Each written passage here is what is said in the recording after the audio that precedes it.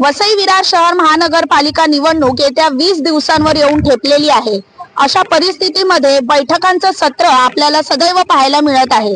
आता या ठिकाणी राजकीय वातावरण चांगलंच तापलेलं आहे।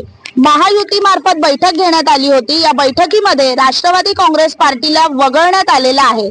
त्यामुळे राष्ट्रवादी काँग्रेस पार्टीचे जे काही पदाधिकारी आहेत त्या पदाधिकाऱ्यांमध्ये नाराजी आहे आणि ते मोठ्या प्रमाणावर संतापलेले आहेत। पाहूयात ते काय म्हणतात। सर, वसई विरार शहर महानगरपालिका निवडणुकी दरम्यान भाजपा आणि शिंदे गट ही जी महायुती झालेली आहे, या महायुतीतून तुम्हाला जाणीवपूर्वक बाहेर काढण्यात आलेला आहे का? जाणीवपूर्वक दुर्लक्ष झालेलं आहे का? आणि त्यांनी तुम्हाला धोका दिलाय का? असं काय वाटतं तुम्हाला? हे बघा, महानगरपालिकेची निवडणूक जाहीर झाल्यानंतर इथले भाजपचे जे प्रभारी आहेत, आमदार राजनजी नाईक साहेब यांनी स्वतः आम्हाला बोलवलं। महायुती झालीच पाहिजे, आपण सगळे एकत्र मिळून निवडणूक लढूया असं त्यांनी सांगितलं। त्यामुळे आम्ही सुद्धा गाफील राहिलो, त्यांच्या शब्दावर विश्वास ठेवून राहिलो की महायुती होत आहे। मग सीटचं बार्गेनिंग, देवाणघेवाण इतक्या आम्ही तिथे तयार होत होतो। असं असताना सुद्धा त्यांनी शेवटच्या घडीला त्यांचा शब्द फिरवला, आमचा विचार केला नाही। आणि सगळ्यात महत्वाचं म्हणजे लोकसभेच्या वेळी, विधानसभेच्या वेळी आमच्या कार्यकर्त्यांनी, आमच्या पक्ष नेतृत्वाने सांगितल्याप्रमाणे त्याला 100% इथे मदत केलेली आहे। ते जिंकलेत, इथे तिन्ही आमदार युतीतले आलेत, यामध्ये आमचा सुद्धा वाटा आहे। हे ते ऐनवेळी विसरले, याचा अर्थ त्यांनी आमच्याशी गद्दारी केली आहे, त्यांनी आमच्या पाठीत खंजीर खुपसला आहे, हा आमचा आरोप आहे। आणि मला वसई विरारच्या तमाम मतदारांना हेच आवाहन करायचं आहे की जर युतीतल्या घटक पक्षाला दिलेलं आश्वासन हे घटक पक्ष पाळत नसतील तर मतदारांना दिलेलं आश्वासन हे पाळतील का? की फक्त निवडणूक जुमला म्हणून विचार करतील आणि सांगतील? याचा सुज्ञ मतदारांनी विचार केला पाहिजे। तुर्तास आम्हाला त्यांनी दिलाय दगा, मग आम्ही मारू फटका। आम्ही निवडणुकीला जे उमेदवार उभे करणार आहोत त्यामुळे नजरेत भरणार यश आम्हाला मिळेल। आणि हे जे युतीचे घटक पक्ष आमच्या बरोबरचे आहेत त्या पक्षांना निश्चितपणे आठवण त्यावेळी येईल की आम्ही केली ही चूक केली।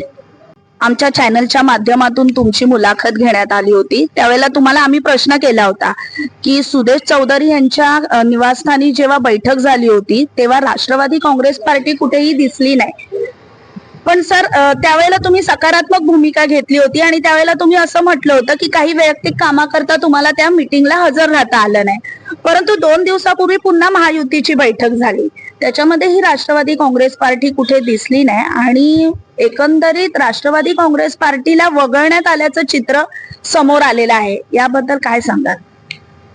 तसं बघायला गेलं तर आम्हाला पहिल्यापासून ते वगळत होते, बाजूला ठेवत होते, ते मुद्दाम बोलवत नव्हते।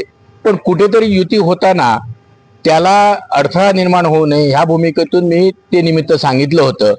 पण त्यांची भूमिका स्पष्ट होती की राष्ट्रवादीला सोडून युती करायची, त्यामुळे ते आम्हाला बाजूला ठेवत होते।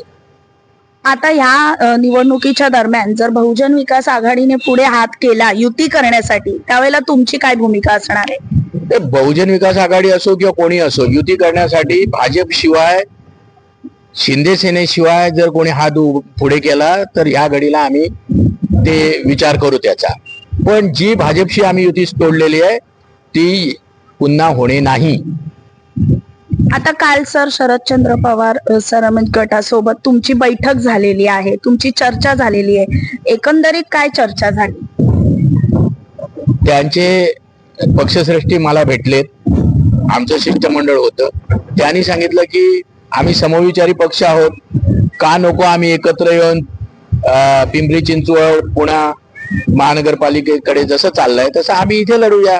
मी आमच्या पक्षश्रेष्ठींना विचारलं, त्यांचा सिग्नल घेतला, त्यांनी सांगितलं की लढवायला काही हरकत नाही, त्यामुळे आम्ही दोघे मिळून वसई विरार मध्ये निवडणुका लढवणार। सर, मग जागा वाटपाचं गणित कसं असणार आहे? आज आमची बैठक आहे, ज्या प्रभागामध्ये जो उमेदवार इफेक्टिव्ह असेल त्याला निश्चितपणे आम्ही तिथे प्रतिनिधित्व देणार आहोत।